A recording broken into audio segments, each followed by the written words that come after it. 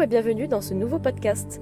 Je m'appelle Marion et ma mission est de vous guider au mieux en vous donnant des conseils sur mes expériences, mon savoir et de vous proposer des solutions sur une thématique de développement personnel ou de voyage afin d'évoluer en tant que personne et dans votre vie. Une semaine sur deux, le mardi à 18h, je vous propose un nouvel épisode sur mes phases d'introspection, de ma perception du monde et de ce qui peut vous inspirer dans le but d'éveiller les consciences. Aujourd'hui, nous allons parler de peur, mais surtout de dépassement de soi.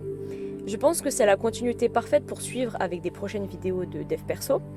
Car oui, en 2025, c'est possible de voyager seul partout dans le monde, que vous soyez un mec ou une fille, évidemment en ayant conscience du pays dans lequel on va, et si le pays n'a pas de conflit actuel. Genre, n'allez pas en Irak actuellement, c'est de la logique, mais souvent certaines filles y vont sans prise de conscience et en se disant qu'elles sont invincibles, ou en voulant ajouter des reels sur TikTok ou Instagram, mais personne ne peut comparer un pays en guerre civile et un pays safe. Il y a encore 2 ans, je n'aurais jamais imaginé partir en Australie, et encore moins seul au Népal, pendant un mois.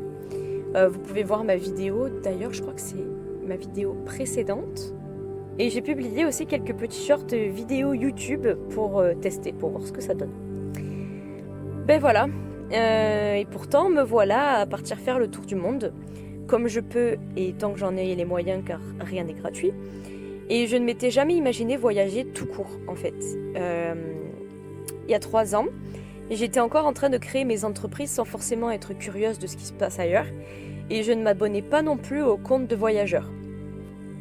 Il y a des étapes pour moi qui sont non négligeables, et pour que ça se passe le mieux possible. Il faut d'abord se renseigner sur le pays, la langue, la monnaie, la population, les villes, etc. En fait, savoir pourquoi vous voulez partir. Est-ce que c'est un voyage découverte, voyage de travail, rencontre, backpackers ou plutôt dans un confort? Et combien de temps?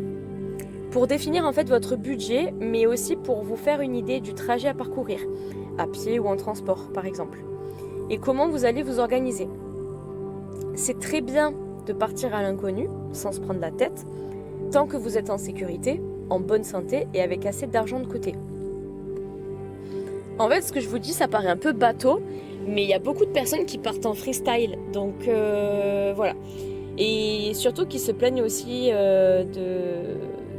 d'être tombées sur des mauvaises personnes, enfin bref, on va en parler.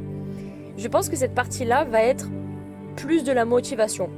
L'être humain est doté d'une immense capacité cérébrale, dont l'adaptation. L'adaptation fait partie de votre ADN et votre instinct s'active. Alors, instinct ou intuition, peu importe, je dirais même les deux. Pour ma part, mon intuition s'était activée lors de mes rencontres et les lieux dans lesquels j'allais sans forcément d'itinéraire. Je prends l'exemple du Népal. Et je sentais que c'était bon ou non pour moi à ce moment-là. Par contre, l'instinct s'est déclenché lorsque je me suis retrouvée seule dans le noir près des animaux sauvages, sans trouver de taxi pour me ramener. On scanne notre corps et on observe le cœur qui bat plus fort. Des sueurs, des frissons, on souffle rapidement. Et dans ces cas-là, il faut se proposer différentes solutions sans laisser son stress nous envahir. Avoir des idées claires, toujours. Pourquoi avoir peur de partir seul? Est-ce que c'est la solitude? Rencontrer des mauvaises personnes? Ne pas avoir assez d'argent? Être loin de ses proches? Être perdu? Tomber malade? Être agressé? Partir à l'inconnu? Bref. À chacune de ces questions, une solution. La solitude, c'est le principe même de se découvrir en étant seul.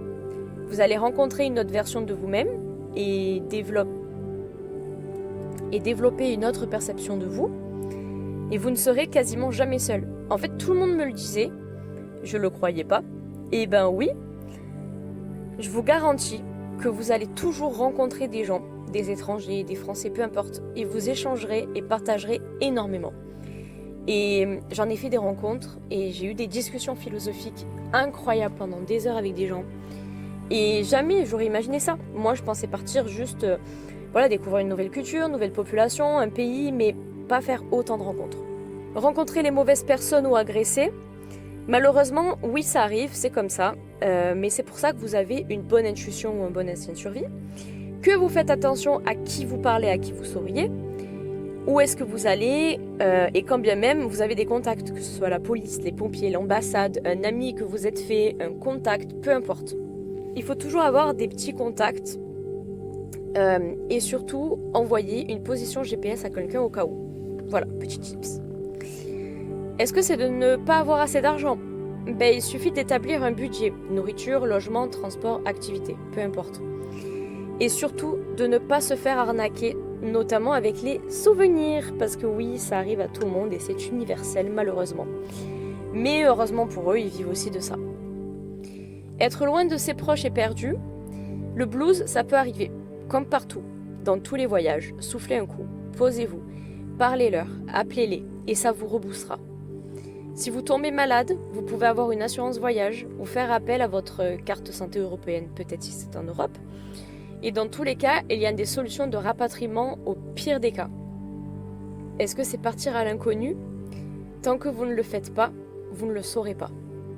Ce ne sont que des peurs infondées, car elles sont créées par votre cerveau uniquement, ou par des expériences passées que votre cerveau assimile et compare directement à vos peurs profondes qui sont ancrées.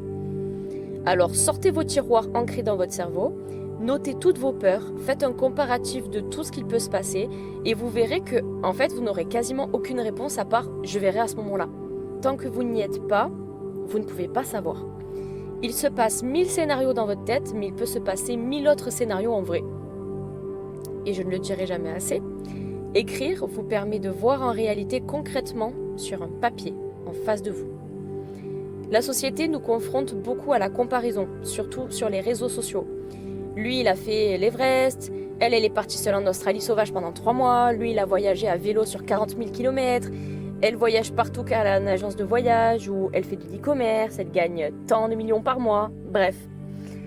On le voit beaucoup en Australie, surtout moi en ce moment avec les mines, avec plein de choses, on se compare systématiquement, mais chaque voyage, chaque expérience est différente selon chaque personne. Bref, tout ce que vous voyez tous les jours, ces gens ont galéré comme vous. Et ce n'est pas parce qu'ils ont réussi maintenant que tout a été facile. Ils montrent ce qu'ils veulent bien montrer comme tout le monde. Et je n'arrête pas de me le dire moi-même pour éviter moi-même de me comparer aux autres. Vous évoluez, et c'est le principal. Vous faites toujours de votre mieux. Soyez honnête envers vous et osez avoir confiance en vous. Vraiment.